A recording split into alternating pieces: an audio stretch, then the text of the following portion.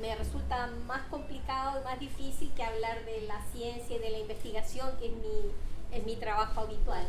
Y es un experimento también porque cuando me invitaron al café y estaba justo en la exposición, decidí que quizás sería interesante tratar de explicar por qué yo pinto lo que pinto, digamos. Yo creo que cada artista que crea una obra tiene una idea en la cabeza de lo que quiere mostrar, y un poco yo voy a tratar de hacer eso, y voy a tratar de ver de qué manera la investigación que yo hago se refleja también en este tema de la pintura. Agradezco obviamente a la Casa del Arte Diego Rivera por el apoyo con la exposición, y agradezco también a la ANID, a la Agencia Nacional de Investigación y Desarrollo, y al INCAR, que apoyan nuestras investigaciones. Bueno, la pregunta que yo me hago efectivamente es cómo es esa piel de los ecosistemas, cómo se definen los bordes, y por qué esos límites y barreras frágiles son tan importantes para la vida, y cómo los abordamos desde la ciencia, cómo limitamos, cómo decidimos lo que es un ecosistema. ¿Me das la que sigue? Bueno, el clima hoy día está maravilloso y no nos acompañó en términos de luz, porque no se van a ver muchos de los detalles que yo habría querido mostrar. Así que vamos a tener que hacer un esfuerzo. En todo caso, los personajes principales de esta obra hay por lo menos tres: el lago Yanquihue, que lo ven ahí arriba, ustedes probablemente conocen esta imagen, el seno de Reloncaví acá abajo, el estero de Reloncaví o el estuario de Reloncaví, y los invito a darse cuenta que el lago Yanquihue y el seno de Reloncaví tienen alguna similitud, se parecen en área, se parecen en estructura, de hecho tienen una historia geológica relativamente similar. La principal diferencia es que el lago Yanquihue quedó como un cuerpo de agua dulce, en cambio el seno de Reloncaví quedó como un cuerpo abierto que comunica el agua dulce con el mar. Entonces yo voy a hablar un poco sobre este tipo de temas, ¿no? Cómo se conectan distintos tipos de ecosistemas. ¿Me das la que sigue? Bueno, este primer cuadro es un cuadro que representa el lago Yanquihue en un día de tormenta, donde el viento, ustedes lo han visto seguramente, ¿no es cierto?, mueve el lago y se ve oscuro y se ve amenazador. Este lago es un lago realmente maravilloso, es muy grande, está entre los lagos más grandes del mundo, junto con los lagos africanos y los lagos de Norteamérica y de Canadá. Y probablemente una de las reservas de agua dulce todavía más limpias en el mundo, a pesar de que nos asustamos con lo que está pasando en las orillas, pero voy a contar un poco más sobre eso. Es una tremenda reserva de agua dulce. Y por otro lado, es un lago que alberga una biología y una biodiversidad bien única, ¿no? Pocas especies de peces, pero son muy únicos de este lago. Yo mencioné aquí a los puyas, a las percas, a los pejerreyes, las piñazas o pancoras, ¿no es cierto?, para nombrar algunos. ¿Me das la que sigue? Bueno, y aquí les quiero contar un poco de este lago. Yo voy a hablar de cosas muy generales, pero para explicar que es un lago muy grande y tiene 870 kilómetros cuadrados y la profundidad máxima de 310 metros. Por eso es uno de los lagos profundos en el mundo, es el más profundo en Chile. El lago General Carrera es un poco más profundo, pero es un lago compartido con Argentina. Y entonces, esta tremenda fuente de agua, como el agua tiene un alto calor específico, el agua se demora en calentarse y se demora en enfriarse. Entonces el agua en general tiene una temperatura que se relaciona con la temperatura del aire, y este lago en el invierno está circulando toda esa tremenda masa de agua a una temperatura como de 11 grados, 10, 11 grados. Y cuando empieza la primavera y el verano, el sol empieza a calentar esta superficie, se empieza a calentar, y llega un momento en que esta circulación se para, porque hay una columna arriba que está un poco más caliente, pero es menos densa, entonces ya no se mezclan esas dos masas de agua. Y aquí se produce lo que nosotros llamamos una primera interfaz, una primera piel, que genera dos partes diferentes de este ecosistema que son extremadamente importantes para su funcionamiento. En el año 2004 hice una publicación donde proponía que en parte la oligotrofía, la claridad de este lago tiene que ver con esa tremenda profundidad de circulación durante el verano. El lago, obviamente, y la calidad de sus aguas depende de lo que ocurra alrededor. En una publicación que hicimos en el año 95 con el doctor Hugo Campo, que es el especialista que más estudió los lagos araucanos en Chile, miramos el efecto de las distintas actividades, las ciudades, la deforestación, las industrias, la agricultura y la ganadería. Y vimos más o menos cuánto aportaba cada una. ¿Me das la que sigue? Y ahí nos empezamos a dar cuenta la importancia de la relación entre el área de la cuenca y el área del lago. Al lago le entra agua por los ríos. El lago Yanquihue tiene poquitos ríos y no son ríos muy caudalosos. Y por otro lado tiene un puro desagüe, que es el río Maullín, que es un río, entre comillas, relativamente pequeño.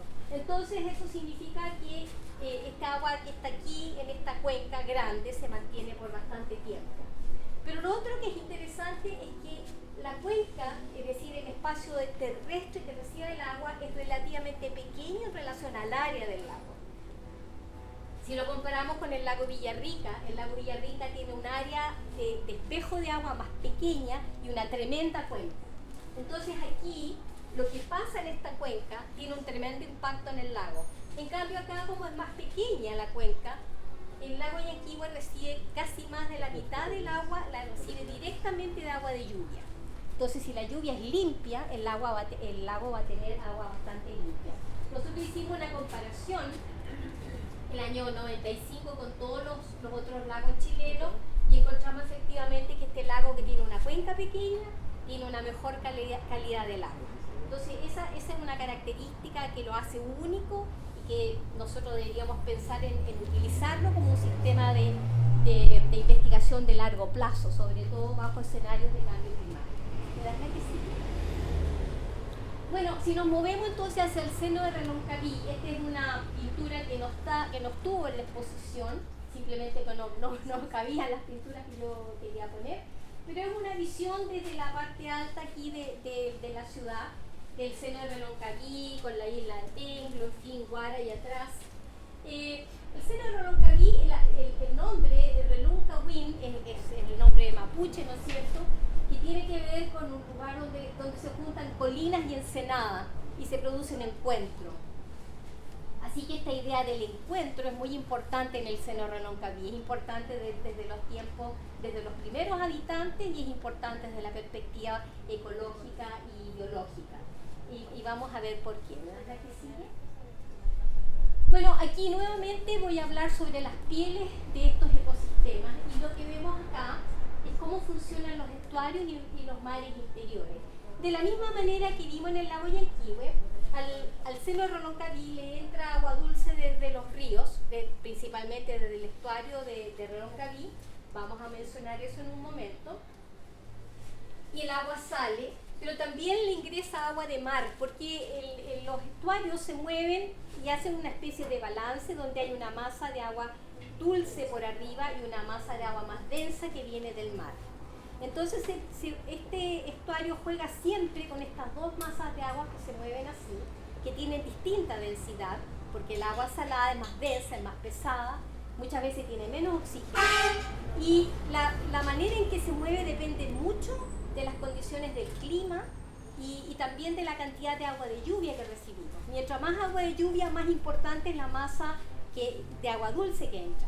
Si llueve poco, el agua de mar es la que más ingresa en este sistema, y eso determina todo lo que ocurre aquí. Tiene que ver con las mareas rojas, tiene que ver con la productividad, tiene que ver con la manera en que los peces encuentran su alimento.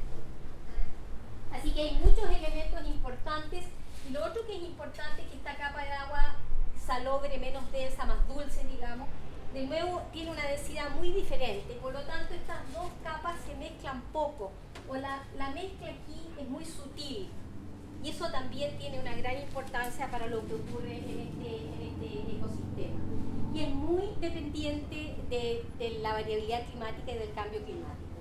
En el fondo de estos estuarios se acumula materia orgánica, todo el carbono, toda la productividad, lo que le ingresamos desde las actividades humanas, ¿no es cierto? Y se van produciendo sedimentos anóxicos. Aquí tenemos una tremenda pregunta a nivel global, porque estos fiordos podrían tener un tremendo papel en atrapar carbono, ¿no es cierto? Pero también podrían ser emisores de carbono. Así que ahí hay una gran discusión a nivel internacional. ¿Me das la que sigue? Bueno, aquí quiero insistir en algo que alguna vez circuló, ¿no es cierto? Que el agua dulce se pierde en el mar. El agua dulce definitivamente no se pierde en el mar.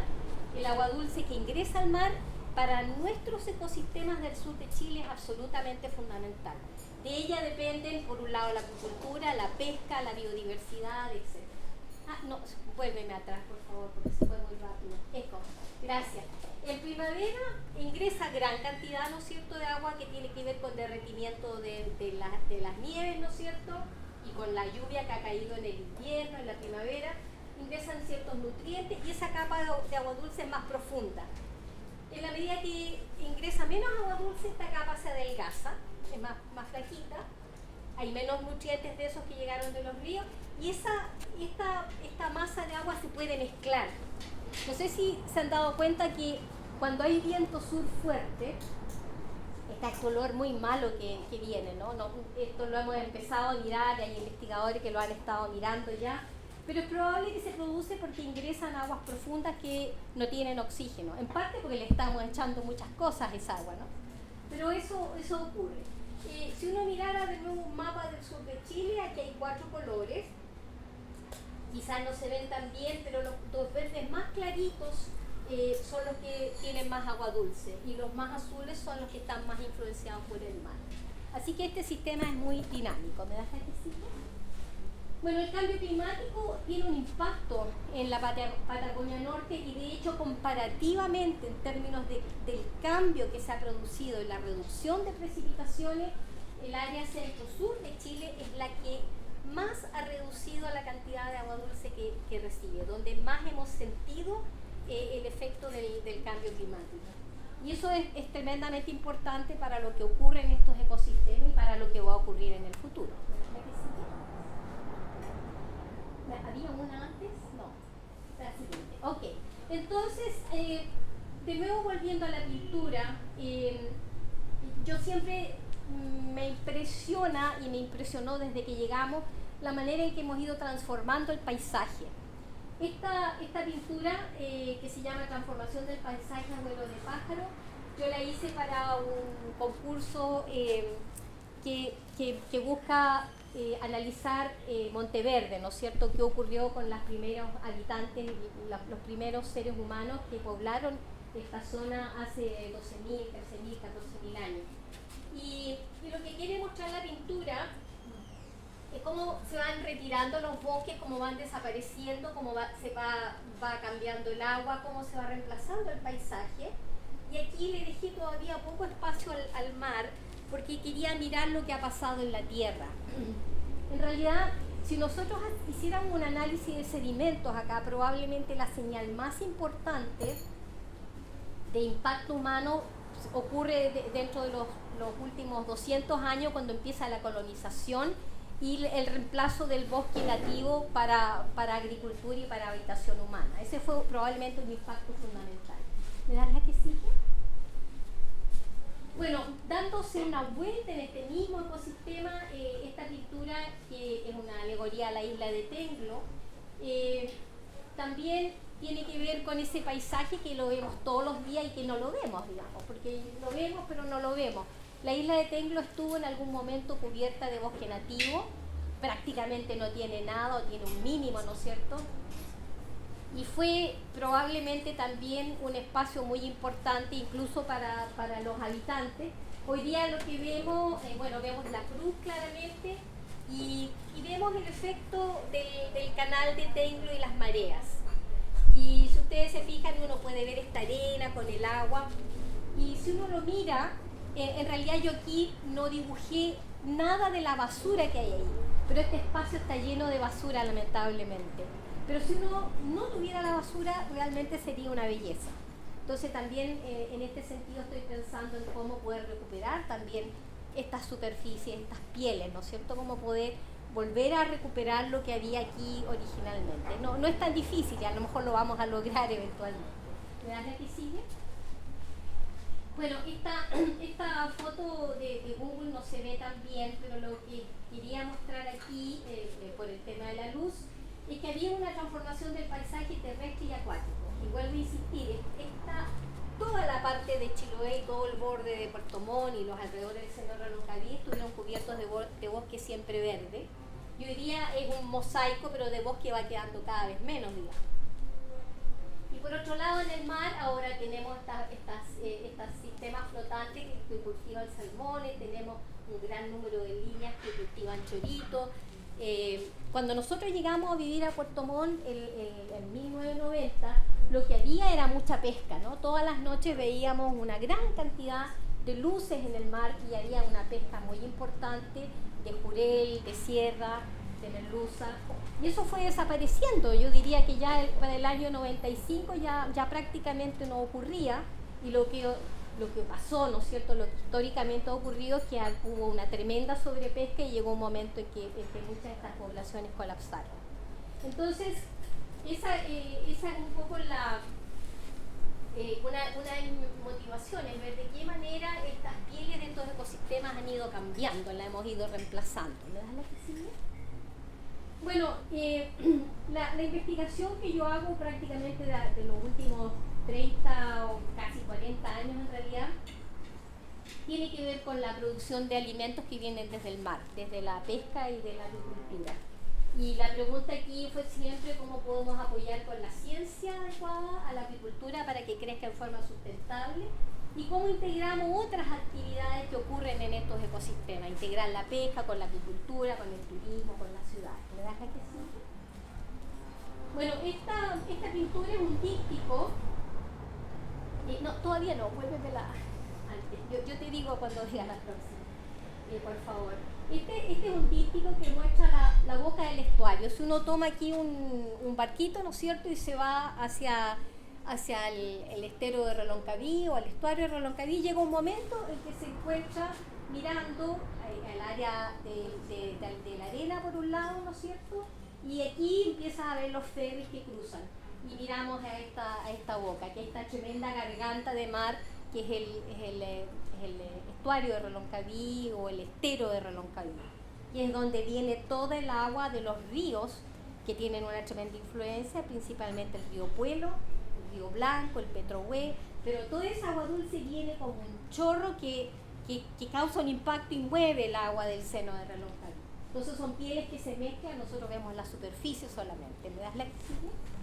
Bueno, si uno fuera mirando y viajando en un barquito, llegaría a ese punto y se encontraría con esta estructura que está flotando aquí.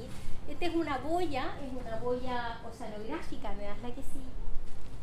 Es una boya oceanográfica y meteorológica, es una boya del Centro de Investigación del Observatorio Marino OMARE de la Universidad de los Lagos. Nosotros colaboramos mucho con los colegas, es muy importante la información que genera esta boya.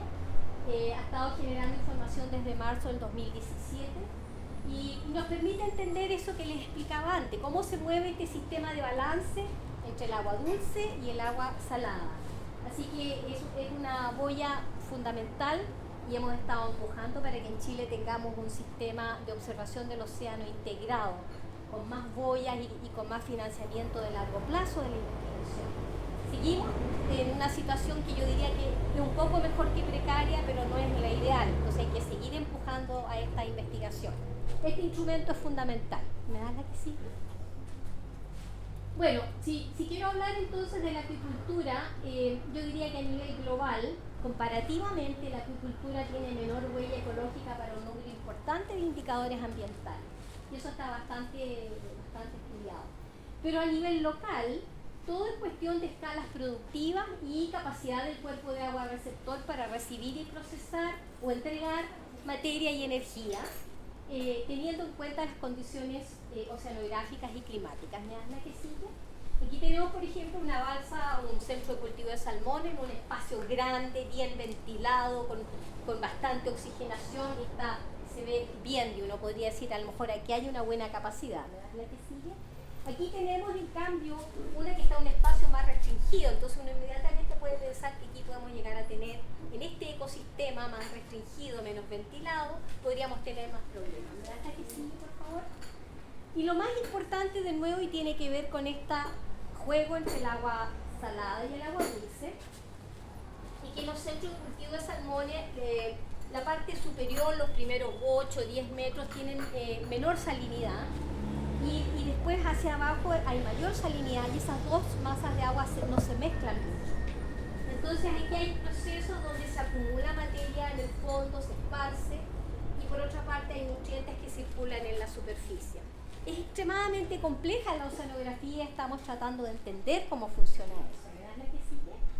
Pero claramente aquí hay una barrera, una piel que es semipermeable, que tiene que ver con estas dos densidades. Y en eso hay muchos investigadores trabajando, y insisto, la colaboración entre las distintas instituciones ha sido fundamental para ir entendiendo cómo funciona. ¿Verdad la que sigue? Bueno, como resultado de muchas de estas investigaciones, hace ya por lo menos 3 años que estamos trabajando en una propuesta de política pública que hicimos entrega de esta en octubre, que es lo que llamamos nosotros un policy brief, y una propuesta para poner un límite máximo a la producción de salmones por ecosistema, de acuerdo a la capacidad de carga de los mismos, usando un sistema de semáforo. Aquí no se ve bien, quedó un poquito afuera el semáforo, pero la idea es que un semáforo rojo, uno amarillo y uno verde, de tal manera que se pueda permitir el crecimiento, mantenerlo igual o pararlo o detenerlo totalmente. Y pensamos que eso podría ir a una plataforma de información abierta a todo el público, ¿no es cierto?, que sea fácil de consultar y que genere más confianza cuando se toman decisiones, porque hoy día claramente hay un tema de desconfianza y de temor por potencial impacto de este sector. Bueno, en realidad es fundamental entender a dónde va la materia y la energía que nosotros ingresamos en estos ecosistemas. Y en este caso, por ejemplo, nosotros necesitamos saber cuál es el destino de los nutrientes que quedan en el agua como resultado de la salmonicultura y también de las ciudades. No sabemos lo que está pasando con las aguas servidas que salen al seno de Reloncaví desde la ciudad de Puerto Montt. Bueno, aquí nosotros estimamos las emisiones de nitrógeno de la salmonicultura y de las aguas servidas. No se ve muy bien por el color, pero la parte más naranja sería los salmones, la parte más ploma sería la ciudad. Ahí hay unas fluctuaciones que tienen que ver con lo que se llaman los periodos de descanso de los barrios productores de salmón. Estas grandes áreas tienen descanso cada cierto número de meses, y entonces hay momentos en que aquí prácticamente no se producen salmón, y eso se nota ahí en el pulso de nutrientes. Bueno, si ese fuera los únicos ingresos sería preocupante, pero la mayor parte de los nutrientes que le ingresan a este sistema vienen por el mar. El mar que viene desde el Pacífico expuesto tiene una gran cantidad de nutrientes, y lo que están investigando los colegas del IFOP y de la Universidad de los Lagos, también algunos colegas de la Universidad de Concepción, del INCAR, es que es probable que esta adición de la actividad humana todavía es pequeña en relación al impacto del océano. Pero lo que sí es importante es el momento en que ocurre y dónde ocurre. Y ello es un poquito más complejo de lo que les muestro en esta figura. ¿Me das la idea? En el caso de las especies extractivas como los choritos, uno siempre piensa que son inocuos, pero la verdad es que no, también tenemos problemas similares. Si uno tiene un área con un cultivo de chorito que se ve así, ¿no es cierto?, mucho espacio, etcétera, se ve bien. Pero si tenemos demasiadas huelgas de engorda de chorito, aquí ocurren dos problemas. Se produce una sedimentación y una acumulación de materia orgánica en el fondo, con los problemas de anoxia también, y además los choritos están tomando alimento del agua y aparentemente se produce una limitación por alimento. Entonces también hay un problema de capacidad de carga del ecosistema, y mi colega Carlos Molinet de la Universidad Austral está trabajando con un equipo también en este tema para ver cómo lo podemos abordar. ¿Me das la que sigue? Bueno, también hemos avanzado en un manejo con un enfoque ecosistémico, es decir, el trabajo que estamos haciendo con Stephanie, que es una estudiante nuestra de doctorado, que ella está haciendo un tremendo estudio para ver si los nutrientes de los salmones están ingresando a los choritos, si hay un subsidio mutuo, y por qué ocurre, cómo ocurre, de qué manera ese subsidio de alimento está modulado por el clima y por la oceanografía. Es un trabajo extremadamente complejo y difícil, pero estamos empezando a ver la luz. Y efectivamente es posible que los choritos extraen una parte de los nutrientes. Y eso es fundamental conocerlo, porque podremos diseñar mejor dónde ponemos salmones, dónde ponemos choritos, cómo los organizamos de tal manera de que este sistema se pueda reciclar en forma más natural. ¿Es la que sigue? Así que estamos avanzando en eso. Bueno, esta pintura se llama Huey Tripantú, que es el año nuevo mapuche, ¿no es cierto? Y esta pintura salió de un viaje que hicimos aquí con algunos de los colegas al estuario de Reloncaví. Fue un día en pleno invierno, pero fue un día precioso, hacía mucho frío y vimos el amanecer en el estuario. Y obviamente en esa salida de terreno yo fui prácticamente de espectadora a ver el trabajo que se hace con las cuelgas de captura de semilla de chorito. Y entonces uno ve el estuario, pero no ve lo que está ocurriendo debajo. ¿Me das que sigue? Y en realidad en este viaje la pintura está un poco representando el amanecer. Aquí había un grupo grande de mujeres en esta embarcación. Aquí quiero decir que componente femenino en la investigación aquí en la Universidad Austral es importante. Hay un montón de mujeres muy poderosas y que hacen muchísimas cosas, desde reparar la lancha hasta acarrear cosas, y obviamente los colegas hombres y mujeres trabajan de una manera fantásticamente organizada. Y aquí va mi querida amiga Tamara piloteando el Jürgen Richter. Bueno, y entonces uno se mete a este estuario y empieza a ver todas esas boyas. Ustedes las deben haber visto, ¿no es cierto? Hay muchísimas. Y ese es un pequeño problema que ha ido aumentando, porque la captación de semillas se ha considerado bajo un permiso que se llama de escasa importancia. Entonces el Estado ha ido entregando más y más y más, y de nuevo, el problema es que se va llenando, ¿no es cierto? Y no sabemos si esta captación de semillas está interfiriendo con la capacidad natural del ecosistema de renovarse, porque las semillas las produce el ecosistema, las producen los bancos de choritos. Y entonces lo que hacía en este viaje era sacar cuelgas para mirar la calidad de la semilla, ¿no es cierto? Y voy a mostrar eso en una figura más, y poder ir haciendo esta evaluación. Esta investigación la lidera mi colega Carlos Molinet con todo este equipo de colegas de la Universidad Austral. ¿Me das la que sigue? Bueno, este es un poco un esquema, ¿no es cierto?, de cómo funciona esto. Aquí están los sistemas de captación, que son unas líneas prácticamente. Aquí tenemos a los choritos en la parte del intermareal. Por debajo hay cholgas, hay choro zapato, hay otros organismos. Y se producen, me das la que sigue, se producen las larvitas. Y las larvitas empiezan a viajar en el agua. Y me das la siguiente. Y muchas son atrapadas por este sistema. Me das la siguiente. Y creemos que pocas están llegando de vuelta al banco de los padres, digamos. Entonces es probable que estemos sacando un exceso de estas larvitas. Y aquí hay otro tema que es muy importante, que tiene que ver con el cambio climático. ¿Me das la siguiente? ¿Me das la siguiente, por favor? Bueno, de acuerdo a las predicciones del cambio climático, la salinidad de los fiordos, como yo ya les contaba antes, en la Patagonia Norte, debería incrementar por disminución de ingresos de agua dulce. Y hoy día la situación es más o menos así. El estuario de Reloncaví tiene probablemente los mejores bancos de choritos productores de semillas.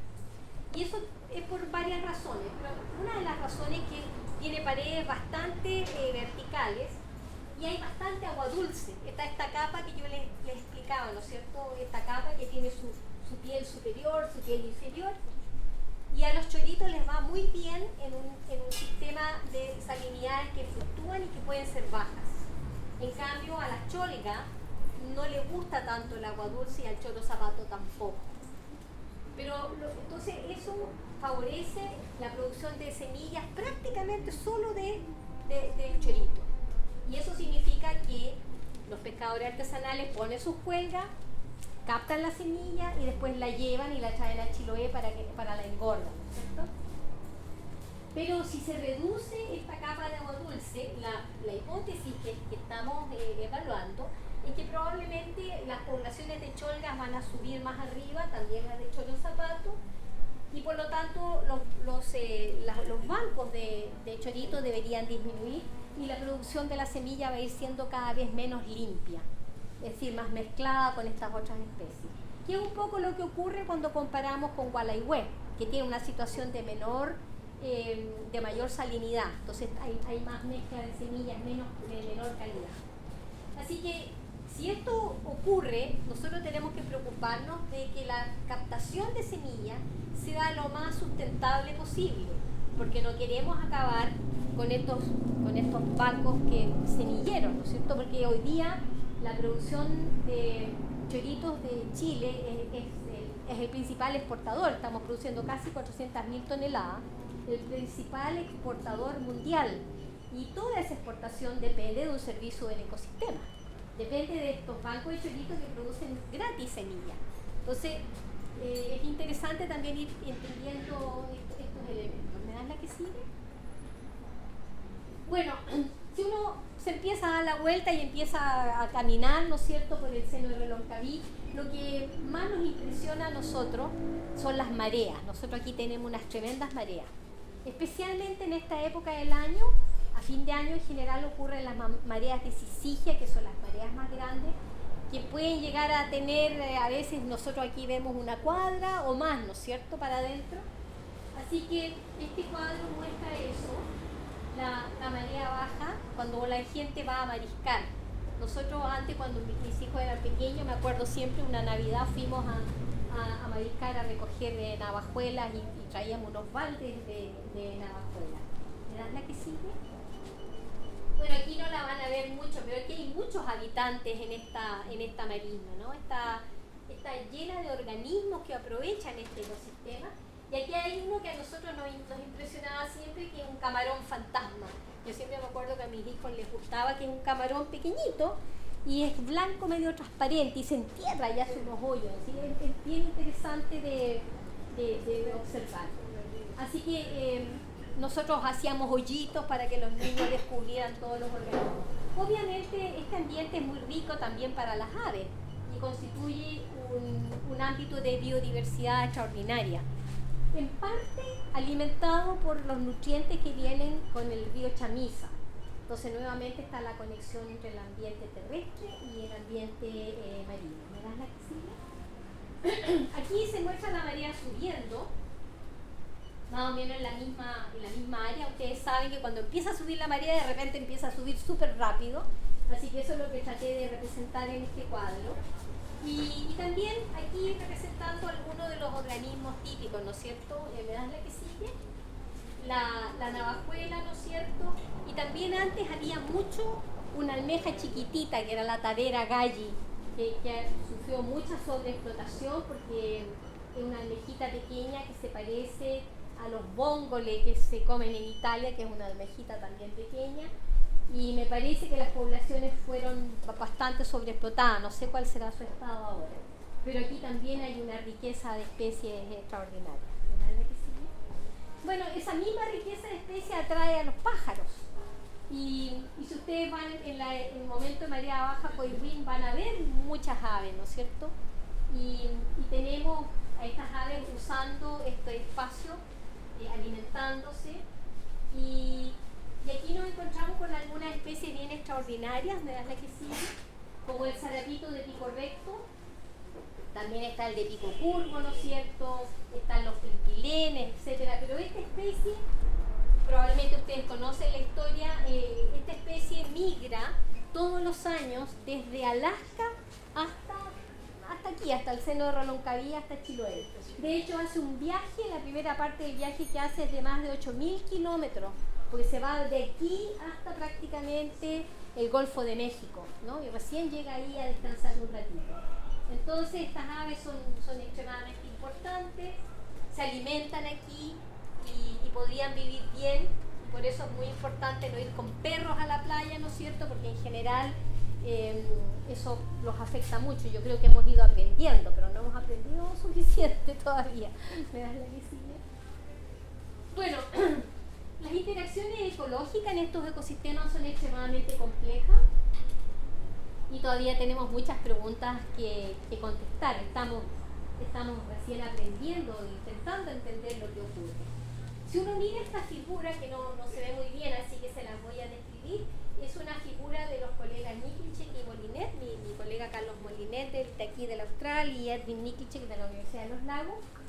Y ellos trataron de entender las tramas tróficas, es decir, todos los peces que viven aquí, quién se come a quién se arranca de quién, cómo va circulando la materia y la energía en estos ecosistemas. Entonces aquí, por ejemplo, tenemos sardinas, peces pequeños que son comidos por las merluzas y que a su vez son comidos por pequeños tiburones, y los lobos comen peces, ¿no es cierto? Las aves comen peces.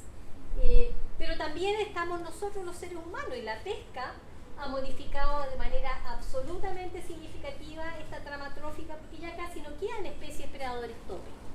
O sea, digamos la merluza, ¿no es cierto? La sierra, los jureles, prácticamente, o sea, hay, pero realmente no tiene nada que ver con lo que había antes. Hay algunas estimaciones de la biomasa que ha salido durante los últimos 30 años y que no se ha recuperado. Por lo tanto, si uno le saca a los predadores aquí, uno podría esperar que especies como las sardinas deberían aumentar, porque ya no tiene alguien que se las esté comiendo tanto. Los lobos sí las comen, claro. Pero han habido cambios que no estamos seguros cómo y por qué están ocurriendo, pero ahí hay alguna de las razones. Por otro lado está la salmonicultura, que ingresa nutrientes. Más nutrientes significa más fitoplancton. Más fitoplancton también significa más sardinitas, ¿no es cierto? Y eso puede ayudar también a esta trama trófica. Pero esto sigue siendo una incógnita. No sabemos cuánto hemos modificado este ecosistema en toda su dimensión. Y tenemos que seguir avanzando. Un grave problema que tenemos, obviamente, en esta parte de la Patagonia Norte, es que no tenemos ningún fiordo o cuerpo de agua protegido. O sea, no tenemos un sistema de referencia. Por lo tanto, cuando todo el mundo quiere culpar a los salmones o a la pesca, no hay con qué comparar. Tenemos pocas herramientas para demostrar que algunos de nuestros impactos son o no son significativos. Entonces es fundamental entender que las áreas marinas protegidas, los ecosistemas protegidos, cumplen un papel absolutamente fundamental, sobre todo cuando queremos separar los impactos humanos directos como estos de los impactos del cambio climático, porque no podemos hacerlo hoy día, y eso es una complicación. La que sigue, por favor. Bueno, termino con esa parte y vuelvo otra vez a la Tierra, y aquí yo siempre me imaginaba que podía cruzar volando como pájaro el seno de Reloncaví y llegar al otro lado a Contao, ¿no es cierto? Ustedes no sé si sabrán o se acordarán, pero en Contao, cerca de Hornopirén, estuvo probablemente de los primeros grandes empresas que explotó el alerce, y ahí hubo mucho desarrollo, hubo una explotación bastante dramática, un cambio absoluto del paisaje. Sin embargo, todavía cerca del volcán apagado quedan algunos alerces, y yo este cuadro lo pinté después de una conversación con mi amigo y colega Antonio Lara, que es uno de los expertos chilenos en la historia del alerce. De hecho, mañana vamos a hacer una visita al alerce costero de Valdivia con todo su grupo. Así que un poco yo pinté este cuadro pensando en él, ¿no? En el trabajo de toda la gente que trata de recuperar lo que va quedando de los alerces, va a entender qué ha pasado con ellos, ¿no? ¿Te das la que sigue? Bueno, este cuadro también trata de mostrar lo que ocurre entre el bosque, la tierra y el agua, cuando se va derritiendo la nieve y va alimentando los cursos de agua y las lagunas en las partes superiores. Y aquí se encuentra con las lengas, que ustedes saben que están en las partes más altas y cambian de color. Y entonces, para mostrar cómo estos dos ecosistemas están extremadamente ligados. Y después esa agua que ha pasado por todo este sistema terrestre va a llegar a los ríos y al mar. ¿Verdad la que sigue? Aquí ya me muevo hacia Valdivia. Y no tengo preferí no mostrar más información sobre estos ecosistemas alrededor de Valdivia, porque yo no hago investigación ahí. Podría usar la investigación de los colegas, hay mucha gente trabajando acá, pero aquí también ha habido una transformación brutal del paisaje. Esta es una pintura que representa las marismas del río Valdivia, ¿no es cierto?, cuando uno va camino a Niebla, y en realidad los cerros se ven como muy uniformes, y eso también estuvo cubierto de bosque nativo, y hoy día esencialmente son plantaciones de pino y de eucalipto, y la cantidad de sedimento que tiene el río es muy grande, y eso de alguna manera ha ido afectando también la manera en que funcionan estas marismas. También fue afectado este sistema con el terremoto del año 60. Entonces aquí hay varios efectos que se han ido sumando, y que por un lado han ido cambiando la biodiversidad, y no podemos recuperar probablemente lo que existió antes de la llegada del hombre. ¿Me das la que sigue? Bueno, y este cuadro responde también a la cuenca del río Valdivia. Este cuadro lo pinté para el concurso de Valdivia y su río, y aquí ustedes ven unas guanas que están mirando hacia el puente del río Valdivia. Y eso porque en un viaje que hicimos hace un año de nuevo con mi colega Carlos Molineta, una reunión a la Universidad Austral, íbamos cruzando por el puente y están los barcos, las embarcaciones de turismo, la gente que viene llegando y saliendo, y las gualas están ahí y viven ahí, una familia de gualas con su bebé, están ahí mismo al lado del río. Así que claramente ellas siguen siendo parte del paisaje, pero el paisaje se ha modificado muchísimo. Entonces yo quería ver cómo ven las gualas desde su perspectiva lo que está ocurriendo en este ecosistema. Bueno, y esta es la última. Yo fui más o menos rápido porque prefiero conversar. Y en realidad quisiera decir que el arte y la ciencia requieren de la reflexión con uno mismo y con otros, ¿no es cierto?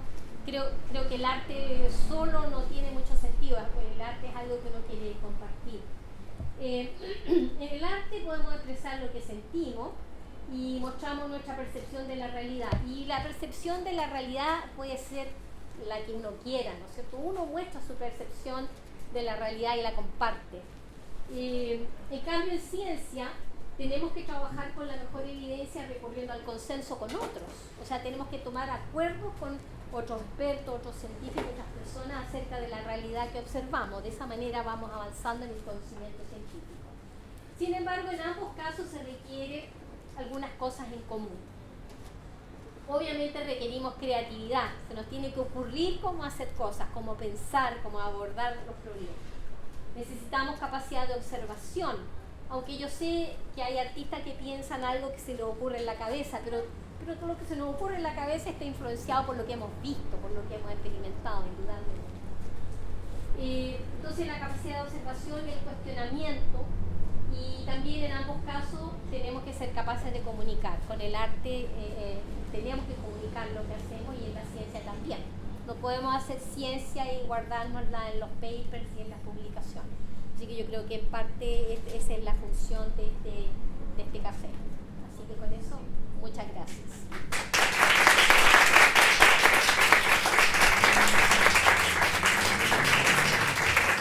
Espero no haber sido muy larga y muy latosa. Muchísimas gracias, súper interesante esta mezcla de arte y ciencia. Yo creo que ya hay muchas preguntas que les invitamos también a compartir. Abrimos ahora la conversación, el debate con sus preguntas, observaciones. Yo ya tengo varias, así que, pero vamos a dejar a los invitados. Así que por favor, para que puedan ir levantando la mano, idealmente se van presentando un poco quiénes son y de dónde vienen para las preguntas que tengan para la otra. Ya la Gabriela tiene algo.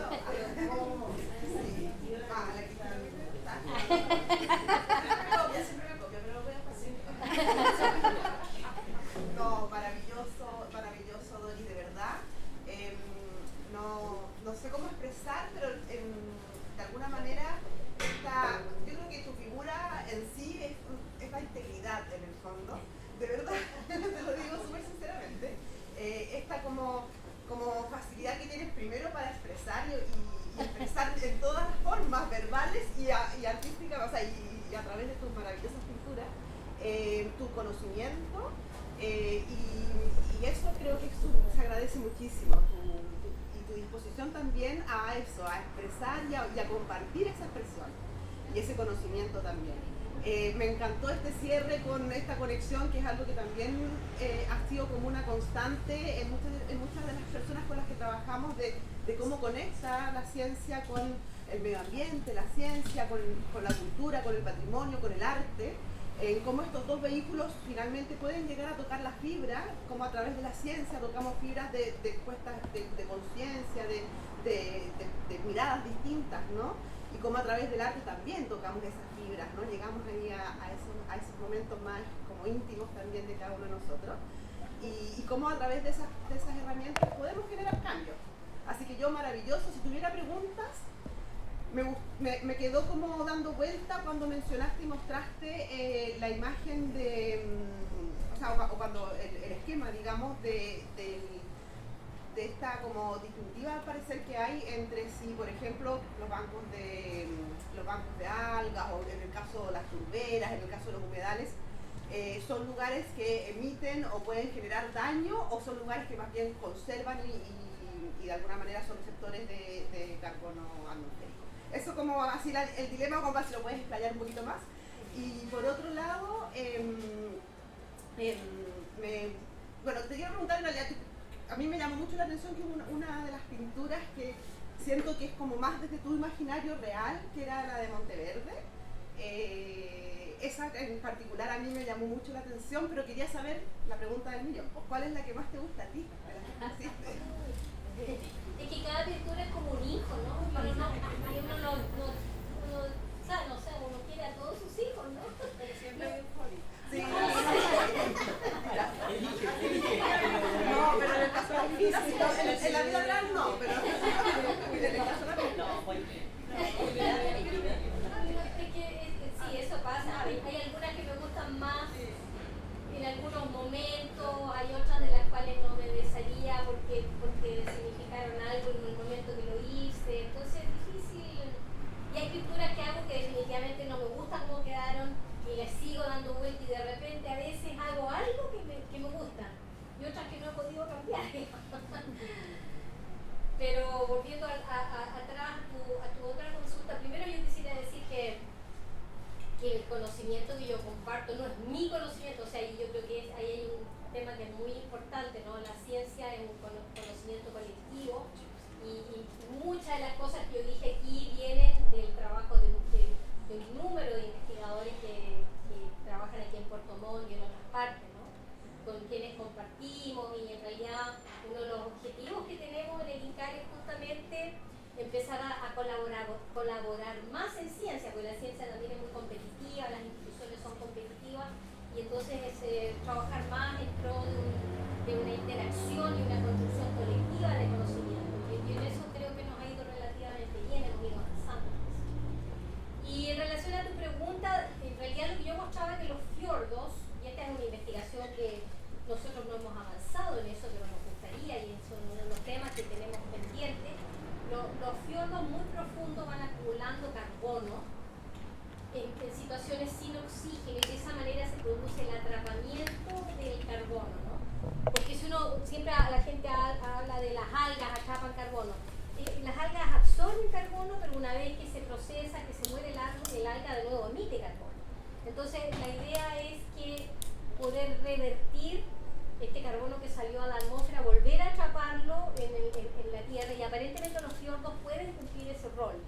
Sin embargo, hay condiciones de anoxia, de falta de oxígeno y de movimiento de estos fiordos, en que los fiordos pueden ser emisores o los fondos muy ricos en carbono pueden ser emisores de gases de efecto invernadero.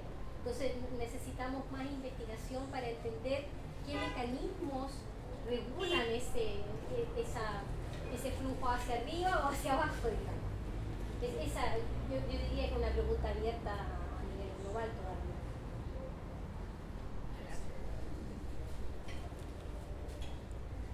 ¿Tenías otra pregunta? Sí, parecemos la picha. Bueno, yo comparto todo lo que dijo la Gaby antes y como educadora ambiental igual siento que hay un potencial enorme de vinculación entre el arte y la ciencia, porque toca muchas fibras desde la cabeza al corazón y eso es súper necesario, así que se agradece infinitamente el trabajo. Yo no soy muy dada a la pintura, pero amé tus pinturas cuando las vi. Yo creo que tiene que ver también con el relato que haces de ella. Claro. Creo que la pintura acompañada del relato es un complemento muy potente. Quizás la pintura sola, sin el contexto, sin la historia detrás de la pintura, provocaría, al menos en alguien como yo, que no soy asidua a la pintura, un efecto distinto.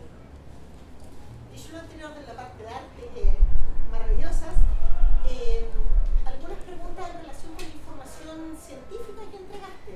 Me preguntaba, por ejemplo, si esta masa de agua dulce, que no se mezcla tanto con la de ensalada, en ese gran volumen de salmones dando vueltas, nadando de arriba para abajo, si es que los salmones no ayudan a mezclar el agua. Esa es una. Sí.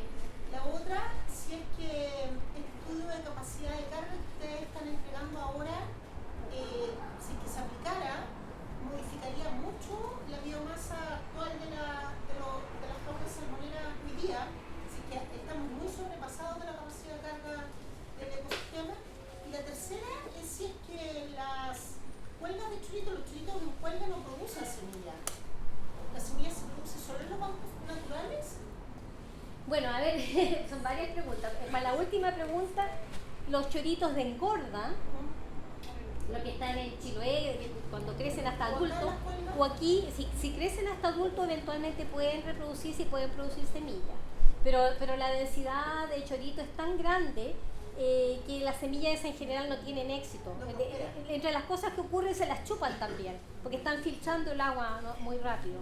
Y esa es una de las razones que explica que es mejor tener separada la engorda de la producción de semillas, ¿no? El tema de los salmones, bueno, las balsas jaula de salmones son bastante profundas, así que los salmones pueden elegir estar en la parte de agua más dulce o ir a la parte más salada. Hay razones por las cuales les conviene estar en la parte más dulce, porque hay algunos parásitos que en general afectan menos cuando el agua está más dulce. Pero claro, son capaces de mover, pero estamos hablando de una cosa así dentro de unas masas de agua enormes, así que no es que tenga un gran efecto. Y en relación a la capacidad de carga, no tenemos todavía valores. La propuesta es que tenemos que trabajar en los indicadores que nos permitan decidir en qué momento deberíamos poner límite y cómo lo decidimos. Nosotros hicimos una propuesta a través de un análisis de riesgo, y con el análisis de riesgo propusimos reducir la producción en algunos lugares como el Fiordo Comao, por ejemplo, también por razones que tienen que ver con el tema del riesgo frente a marea roja. Pero tenemos que trabajar en eso, digamos, ese es el trabajo más importante que viene ahora, ¿no? ¿Qué indicadores vamos a usar para decidir si producimos más o no producimos menos? Si es verdad que el océano es un gran elemento que aporta nutrientes, a lo mejor hay que trabajar esto a un nivel mucho más local. Pero esta es una pregunta abierta, no tenemos una respuesta definitiva. Sí tenemos una sugerencia frente al análisis de riesgo de por lo menos reducir o incrementar el sistema de monitoreo en aquellos lugares de más alto riesgo. Pero esto hay que avanzarlo, o sea, es algo que definitivamente lo tenemos que avanzar. Sí, ahí hay dos preguntas. Bueno, sí, a ver, mi pregunta tiene que ver más que nada porque he estado involucrada con ciertas investigaciones del CR2 de la U de Chile y también con el Pacto Regional Sostenible e Inclusivo que lleva la evaluación regional, donde se han hecho mesas de consulta a los distintos sectores productivos, entre esos los más fuertes son salmonicultura, pesca y todo. Y no se ha levantado todavía una vinculación con la ciencia para poder asesorar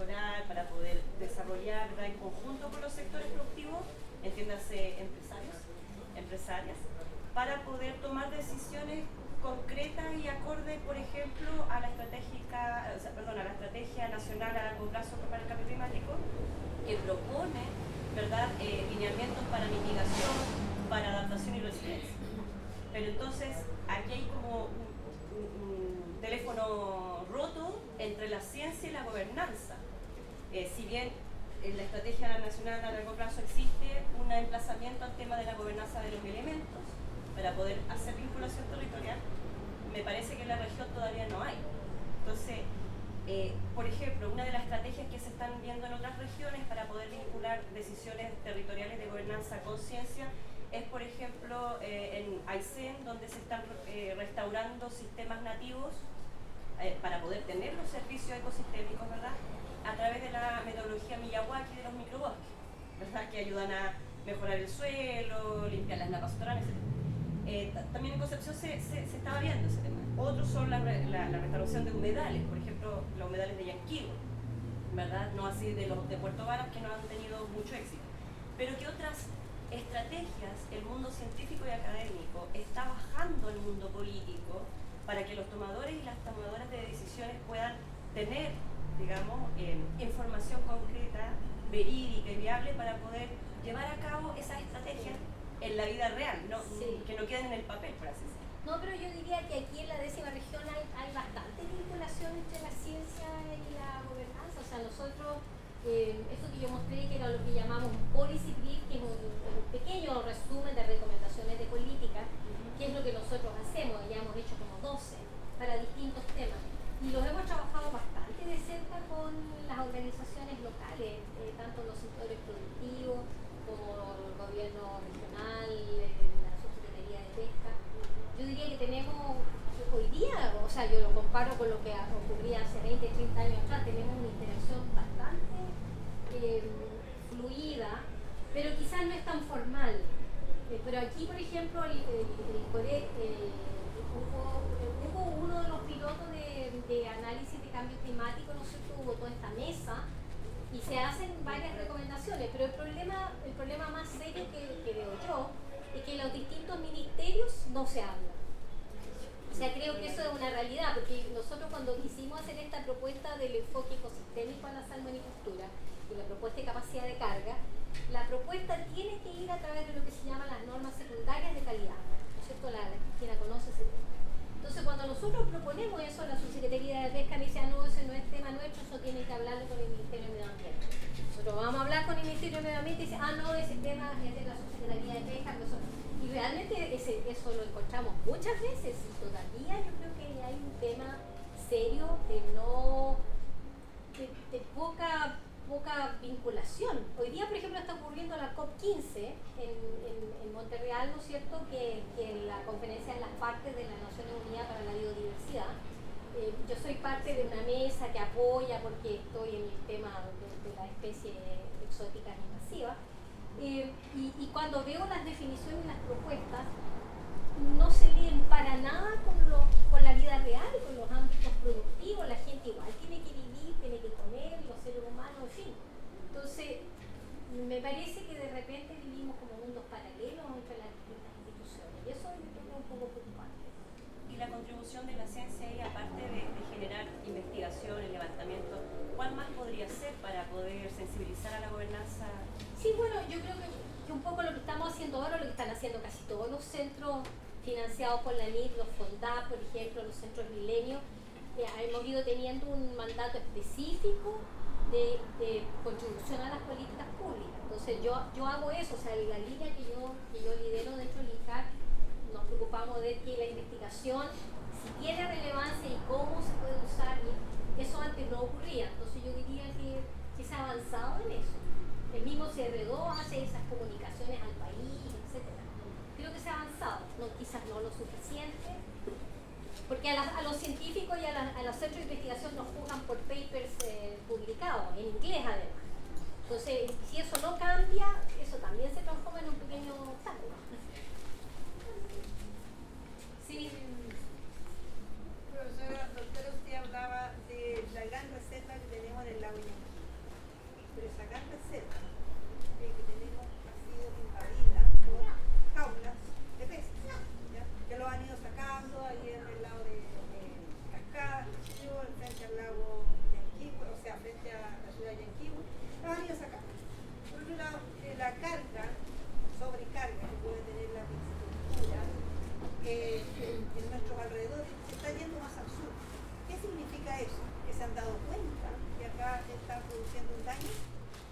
Bueno, quieren ir a otro y lado.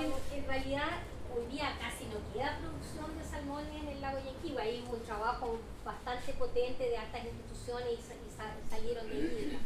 Pero el lago Yanquihue, o sea, yo creo que puede haber algunos impactos a nivel local, pero yo diría que los impactos más importantes ahí son las ciudades y también, bueno, la deforestación, la ganadería, ¿no? Pero este es un cuerpo de agua enorme, entonces todavía sigue teniendo una transparencia del agua de cerca de 18 o 20 metros, que es bastante único si uno lo mide en el centro.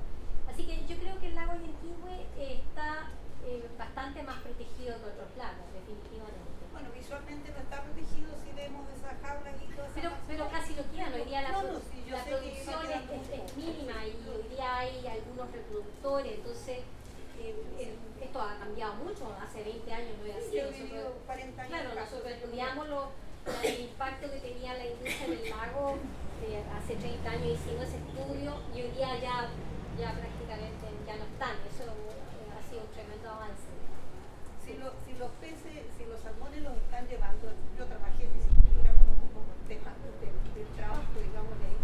Si las pisciculturas se están yendo al sur, cuando yo llegué a Botón hace 40 o 50, no sé, llegué en 72 para ser exacta, a Ingermó, no, miento, ahí donde está la biblioteca pública, habían cerros de jureles, cerros.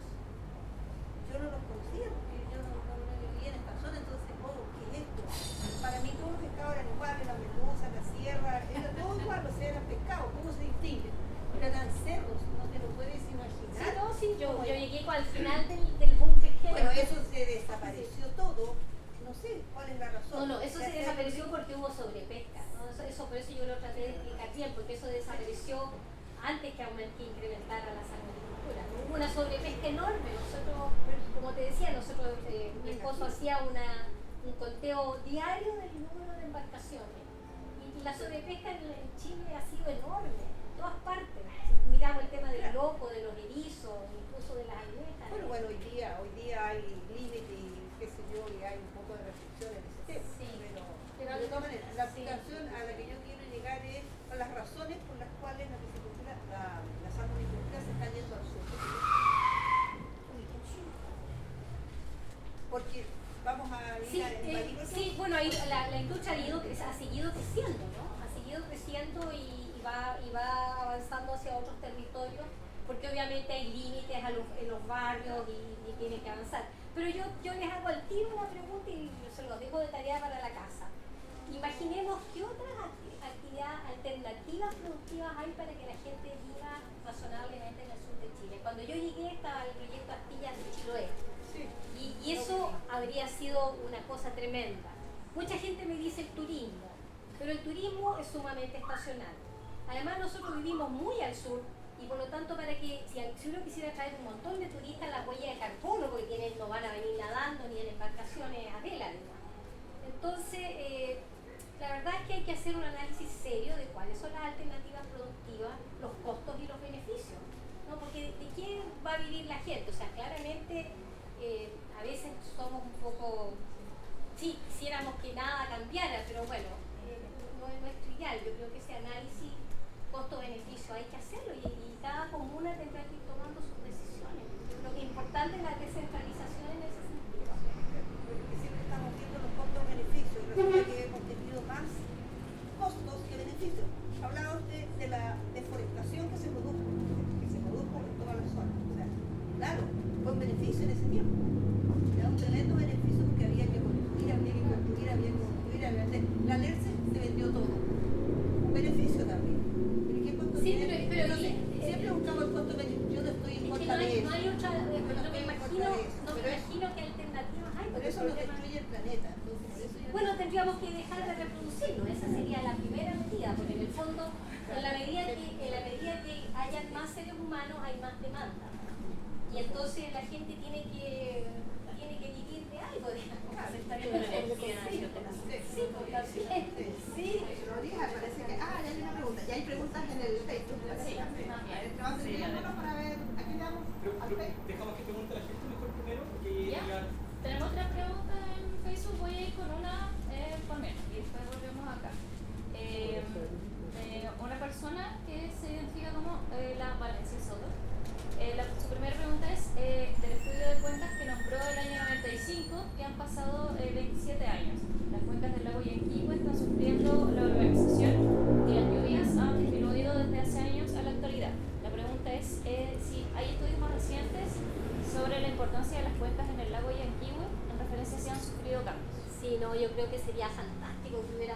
Desafortunadamente en Chile ocurre que de repente hay líderes y hay grupos que desarrollan investigación, como lo hizo el doctor Hugo Campos y el laboratorio de limnología de la Universidad Austral, pero después que Hugo falleció yo trabajé bastante en eso, pero se va perdiendo el interés. Hoy día, por ejemplo, el Instituto de Fomento Pesquero ha tenido un programa de seguimiento de los lagos. Ellos le han ido haciendo el monitoreo al lago Yanquihue y ahora hay un programa nuevo que es patrocinado por la Embajada Norteamericana, me parece, que es a través de un convenio con el Centro de Investigación del Lago Tahoe en California, que se llama Más Azul. Instalaron una boya y entiendo con la Universidad de San Sebastián están haciendo algunas mediciones, digamos.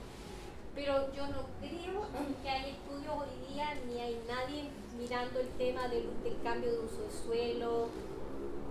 Bueno, hay efectos evidentes, pero hasta donde yo sé no hay estudios serios mirando eso en el lago Yanquihue.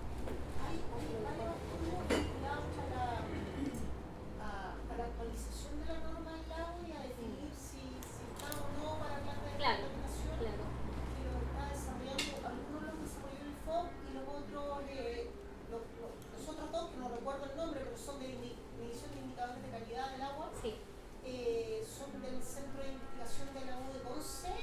Sí, ellos tenían un programa, pero el programa... actualmente, o sea, en los Sí. 2 últimos años, financiado por el Ministerio del Sí. Medio Ambiente y eso están permitiendo avanzar hacia la actualización de la norma del lago Yanquihue. Sí, ahí yo tengo también mis dudas, porque se han hecho todas estas normas secundarias, pero no sé hasta qué punto se han implementado. Y ese es un tema. Ojalá se implementen. Ojalá se implementen bien. Ojalá. Yo realmente pienso que se necesita más esfuerzo ahí.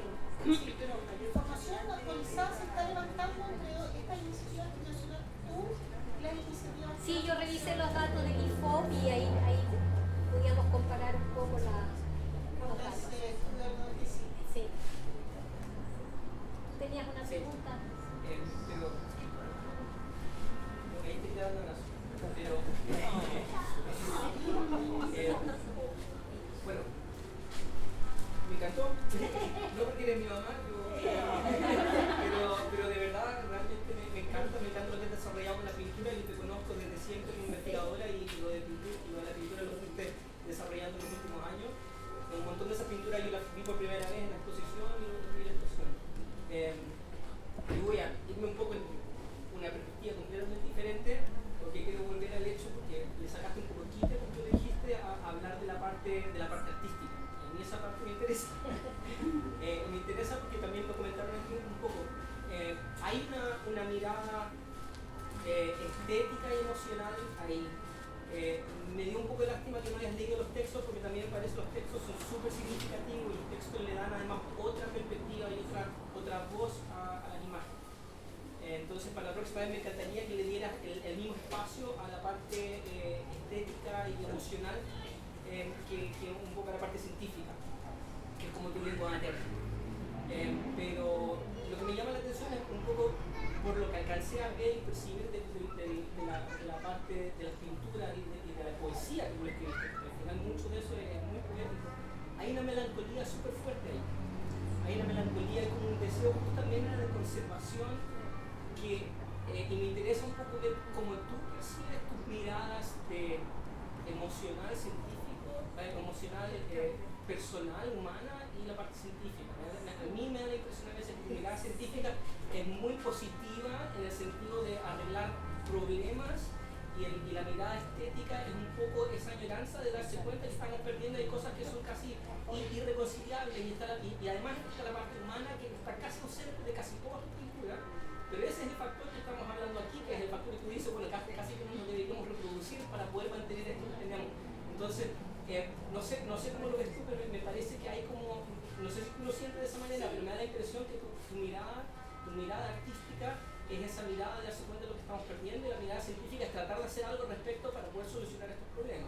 Claro. Y lo otro, que además, bueno, incluso en el diagrama de cómo se relacionaban los diferentes animales con sí mismos, y al final es súper interesante que vemos obviamente todos los animales, pero en vez del hombre vemos una máquina, en el fondo vemos un barco, ¿no? De alguna manera como que nosotros evidentemente no somos parte ya del ecosistema de una manera que sea viable en el fondo ecosistémicamente, a menos de que tengas que tomar por sentado que vamos a tener que hacer sacrificios para poder, o sea, si suponemos, bueno, pero me interesa como tú ves esa perspectiva de tu mirada, sí, tu mirada como emocional, tu mirada de científica. Sí, a mí me gustaría obviamente conservar estos ecosistemas así, ¿no? Y por eso los dibujos sintientes y me gustaría, o sea, a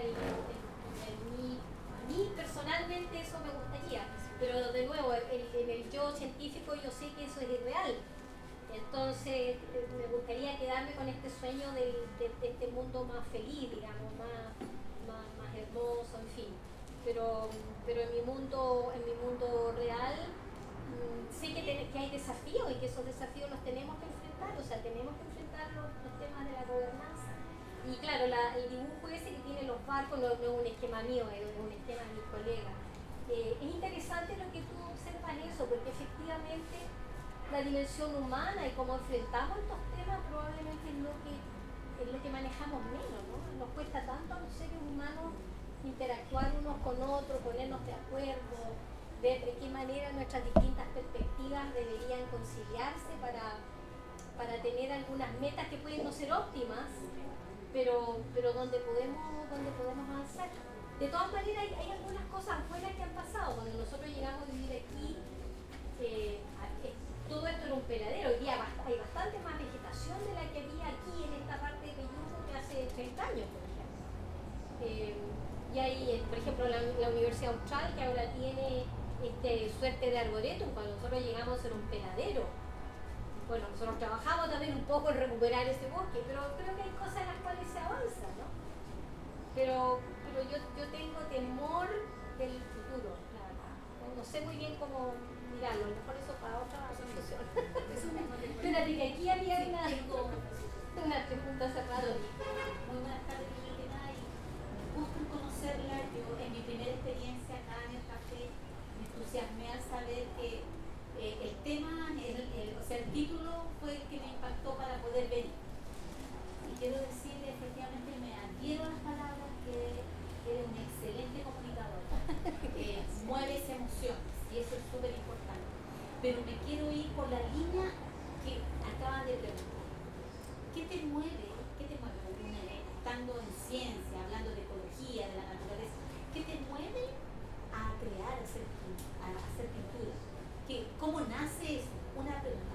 Y por otra parte, como dicen ahí, pintura, aunque creo que en vivo y en directo debe ser, pero como dice acá Cristina, impresionante, así que no se apreciaba mucho el color, qué sé yo, pero me gustaría saber si alguna vez has pensado hacer esas pinturas comparativas donde muestras cómo está la situación, pero cómo fue hace muchos años atrás, y para poder tener como una conciencia social, porque de repente lo visual, todos sabemos que una imagen habla más que 1000 palabras, y eso impacta. Yo soy docente y de verdad que me impactó esto, y quiero llevarlo al aula porque creo que los niños necesitan conocer sobre lo que tú no sabes, poder traerlo, y me gustaría que me contestara eso, cómo nace esto de pintar. Uy, no, a mí me gustó pintar desde que tengo memoria, digamos. Siempre me gustó dibujar y pintar y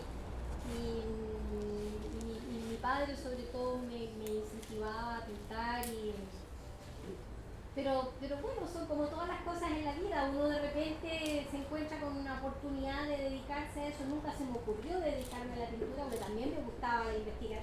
Tenía preguntas sobre la biología, sobre la química, no sé. Si viviera una segunda vida, a lo mejor me dedicaría más a la pintura, no sé, es difícil decir, ¿no?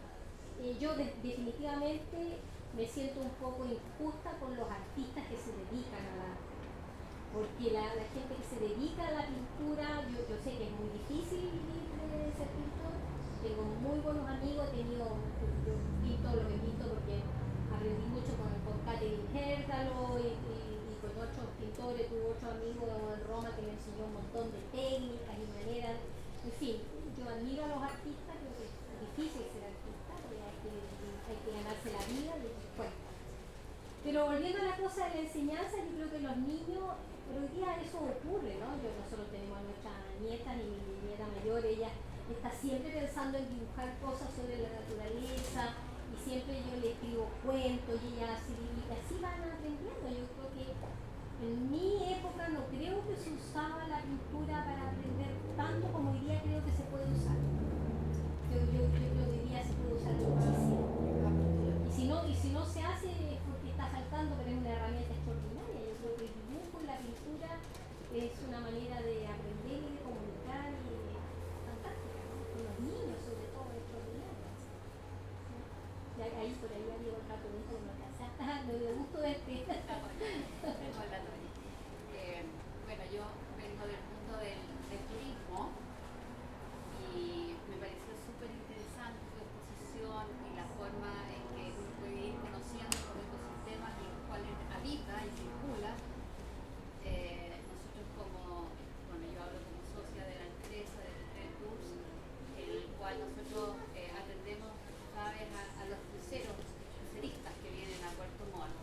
Y me parece súper interesante que este conocimiento pueda también ser transmitido a todos nuestros voceros, que son los guías. Los guías son los que presentan la cara visible de la ciudad, del medio ambiente, de lo que nos rodea, el territorio. Entonces es muy importante, creo yo, poder hacer llegar ese conocimiento a ellos, quizás en forma más sistematizada, en las épocas que son temporadas bajas. Sí, esa es una buena idea. Sí, Se deberían hacer charlas con, tenemos la asociación de guías, la asociación de exploradores. Es cosa que se lo pidan a la universidad y nos organizamos y lo hacemos. Sí, pero ellos, y sobre todo con la transición de los cambios que el ser humano, volviendo a lo que se estaba hablando, las personas tenemos que hacer ciertos cambios para proteger los ecosistemas en los cuales vivimos. Entonces, poder entregárselo a los turistas, pero ya teniéndolo cada persona internalizado, lo transmite a todo su entorno. No, yo creo que eso es súper importante. Yo siempre pienso que cuando vienen estos barcos grandes, que sería ideal que haya alguien que pueda contar un poco. Bueno, aquí hay, para contar sobre estos ecosistemas hay mucho, y hay muchos expertos, hay mucha gente que trabaja aquí que podría contar cosas muy interesantes, ¿no? Así que no, yo creo que sería muy buena idea hacerlo. Pero por supuesto, El tema hay que es, educarnos, tenemos que Sí. educarnos. claro, el tema es que los guías también te pueden explicar todo lo que ellos a ellos. Pero también hay que considerar de que los turistas que llegan a nuestra nacional son gente que conoce el turismo en el mundo y que conoce la cultura de nuestros países. Entonces tiene que ser gente muy preparada. Por eso que sería bueno justamente Sí, yo tener creo que es una buena expositoras idea. como la No, pero doctora, porque hay claro, pero otras personas que no conociendo vos tenés Claro. yo digo, o sea, eso es lo que tenemos. Yo siempre tengo mi curiosidad con Monteverde. ¿Qué le explican los guías a los turistas respecto a Monteverde? Porque yo voy allá y ¿qué veo de Monteverde? no es nada. Claro, por eso le digo, ¿qué les explican? Yo aprendí más de un museo en Bariloche Claro. respecto a Monteverde. Salía toda la historia ahí, la leí. Bueno, ahora tenemos este museo aquí al lado que creo que va a tener o ya tiene o no sé. Viene en camino todavía. Pero eso va a ser una buena cosa. Pero esas cosas, o sea, ¿qué le explican? Me parece muy interesante lo que dice la señora respecto a lo que debe Sí, conocer sin duda. Sí, ¿tenía otra pregunta? Por acá me quedan 3 preguntas Ya. y un comentario. Nos preguntan si la boya que nombró, qué parámetros está midiendo y si están incluidos los humedales costeros de la carretera austral. Esa es una pregunta. Bueno, yo no soy experta en la boya, habría que llamar a Iván Pérez de Omare, ¿no es cierto?, de la Universidad de los Lagos, pero mide las cosas básicas: salinidad, temperatura, oxígeno. Entiendo que tiene algunos sensores de algunos nutrientes también, temperatura del aire, precipitaciones. Ahora, esa boya está en el centro del seno de Reloncaví, y este es un tremendo cuerpo de agua, así que digamos, no es que tenga un alcance a los humedales, ¿no? Pero entrega información que es muy importante. Entiendo que hay Catalapi, que es el parque Catalapi, tiene otra pequeña estación meteorológica ahí, y estas cosas se pueden conectar, así que no, es información que existe. Gracias, Doris. La otra pregunta, bueno, es Claudia Retamal, que dice: primero, me encantó la presentación, cómo conectó la ciencia y el arte. Y ella también pregunta, dice: me gustaría saber si hay estudios de universidades de las balsas jaulas que están muy aledañas a Puerto Montt, Isla Tenglo y alrededores, y qué dicen respecto a la capacidad de carga, ya que están muy cercanas a nuestro entorno cercano. Mira, los estudios que hay aquí, pues hay estudios, y nosotros mismos, la Stephanie que está ahí, ella está trabajando en uno de los centros grandes, y hay bastante información. Ahora, de nuevo, el seno de Reloncaví tiene un mecanismo de resiliencia de la entrada del agua dulce que es una ventilación enorme, entonces el agua está circulando todo el tiempo. Entonces, hasta ahora, de la información que han ido colectando los distintos investigadores, no tenemos evidencias de impactos en el agua. En los sedimentos es menos claro porque los sedimentos se mueven, digamos. Sin embargo, yo sospecho que el emisario de agua servida que descarga en un puro lugar puede tener probablemente mayor impacto, porque por último los centros de cultivo están repartidos, pero aquí estamos sacando el agua de una población de 250.000 personas, digamos, y tiene un tratamiento primario nomás, o sea, tiene un desarenador, por lo tanto todo está saliendo ahí. Así que no sé, pero no se ha estudiado lo suficiente para decir que, digamos, que tenga problemas. Hasta ahora la información no ha sido mala, porque tiene este tremendo sistema de ventilación, que es una tremenda ventaja. Y la última pregunta del chat de Facebook es de Cecilia Torres González, que dice: hola, muy buenas tardes a Para Explorar los Lagos y doctora Doris. Mi duda es, como científica, ¿cómo visualiza usted la mejor forma de transmitir este tipo de información tan elevada a un nivel más simple para ciudadanos comunes, como la señora Juanita de la verdulería de nuestro barrio? A veces siento que falta un poco de divulgación científica a un público no tan técnico. La ciencia debe traspasar esas barreras. Con mucha humildad lo pregunto. Saludos, Cecilia Torres González, profesora de Ciencias de Tecnología. Sí, yo creo que uno puede bajar esto lo más que se pueda, pero en fin, hay que tener herramientas. Yo mostré las cosas de una manera súper simplificada, porque realmente, si me metiera en el ámbito de la oceanografía propiamente tal, es extremadamente complejo, digamos. O sea, hay que hacer súper simplificaciones. Creo que con figuras de computador, ¿no es cierto?, y figuras dinámicas, uno puede facilitar la comprensión de muchos de estos temas. También con dibujos, con pintura, yo creo que es posible. Muchas gracias. Bueno, primero felicitarle a la presentación a todos. Mi pregunta va un poco por un lado más personal también de ustedes, lo que hablaban aquí. Sumado a esta forma de la ciencia de comunicar las cosas a las demás personas, como que no son científicas, ¿cómo ve usted o cómo vive usted esta aproximación a la naturaleza, al ecosistema, como esta piel? Me baso en el título porque la piel nos permite conectarnos y sentir a los demás de cierta manera. Entonces, ¿cómo usted vive esa conexión? Se lo pregunto porque los cuadros, que lo encontré maravillosos también, me recuerdan mucho como ese romanticismo escandinavo. Justamente se mira a la naturaleza como algo ajeno, algo que se está perdiendo. Entonces, ¿cómo usted se conecta un poco para no sentir tanta vez esa melancolía? Sí, me imagino que también, volviendo a la pregunta que decía David, que en el fondo la mayoría de las pinturas que yo hago muestran esa superficie, ¿no es cierto?, la piel, pero la investigación que nosotros hacemos muestra lo que está por debajo. Entonces, cuando uno pinta, siempre quiere mostrar algo, pero yo a veces pongo pequeños detalles, como por ejemplo los pájaros que aparecen, o si uno mira más de cerca mis cuadros, la mayoría hay una pequeña embarcación, no tengo, se ven las embarcaciones. Entonces yo pongo a los seres humanos como pequeñas entidades, ¿no?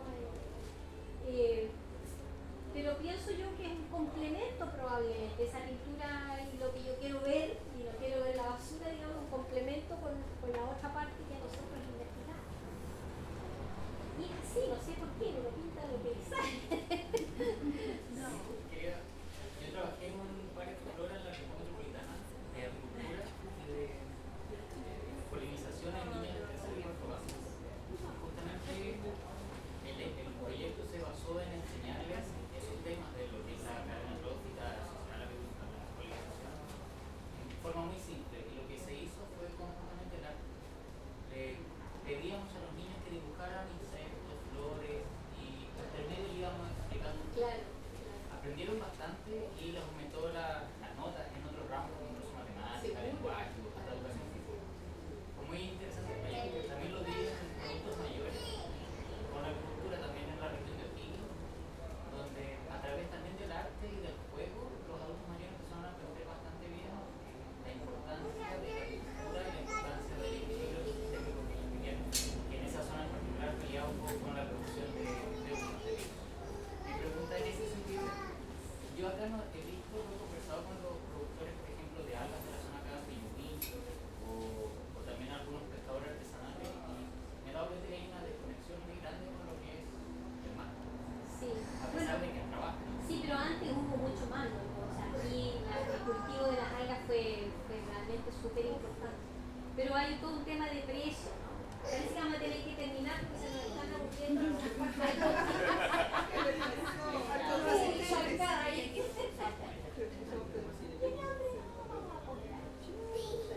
Mi pregunta era un poco desde la, no sé, desde la Universidad Austral, yo soy nuevo aquí, por eso lo pregunto, desde la Universidad Austral o de aquí, ¿cómo se aborda un poco con los pequeños productores que aún quedan? Que yo todavía se en las parcelas de agua. Sí, yo no sé, realmente no sé si hay algunos colegas de acá de la Universidad Austral que están trabajando con las algas. Cuando nosotros llegamos a la Universidad Austral, mi esposo trabajó bastante con los algueros, pero era un momento en que había muchas parcelas, muchos productores. Pero no estoy segura si la universidad está haciendo algo con los... Hay como proyectos que van y vienen, digamos, y en general los proyectos, sobre todo ahora en los que ocurren, para ser financiados requieren esta vinculación con el medio, o sea, es decir, los agentes financiadores, intereses, quien sea, requiere que efectivamente sean un proyecto súper conceptualizados y súper conectados con las comunidades. Entonces, en general, cuando salen proyectos, pero duran un tiempo, igual no sé si hay como una continuidad cercana. Y en particular, acá, bueno, el ex vicerrector don Renato Wistermayer trabajó mucho en temas de macroalgas, en Maullín en particular, donde hay un centro de investigación también, y ahí sí con las agrupaciones de algueros y de pescadores se trabajó de manera más estable y más constante. No sé exactamente en qué estará ahora eso, pero... Sí, el problema con las algas es esencialmente un problema del precio, ¿no? O sea, las algas se siguen vendiendo al mismo precio que hace 20 años o 30 años, y entonces no hay, mientras no existan esfuerzos serios de valor agregado, eso no va a cambiar. Por ejemplo, antes mencionó el tema de cómo se podría cambiar un poco, y yo sé que se van a entrar a la fundación de Sí, ellos algo hacen con eso. producción de agar, Sí, pero aún así en la carne no tiene un gran valor, sí, ese es el problema, ¿no? Hay un tema de valor agregado. En la medida que no encontremos un valor agregado a las algas que valga la pena, nadie se dedica a las algas. por ejemplo, biomateriales, biotextiles que estudian en Concepción. Yo le pregunto porque, como dice José Nuevo acá. No, la verdad yo no hago nada con algas, como te digo, no me parece que hay mucho, yo creo que son esfuerzos que hay que hacer. Entiendo que la Universidad de los Lagos tiene un núcleo milenio de algas y yo creo que ellos probablemente son una buena fuente de información. Yo creo que estoy casi ya. Pero no, yo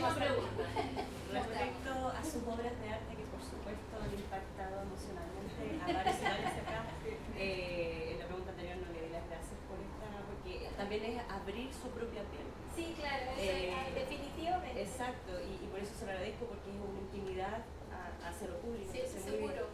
Y frente a eso, y de las palabras de su hijo, me queda la duda, hace rato se la quería preguntar, de la última pintura, que es la única que no tiene paisaje, pero tiene a una pequeña personita cayendo como en un vacío.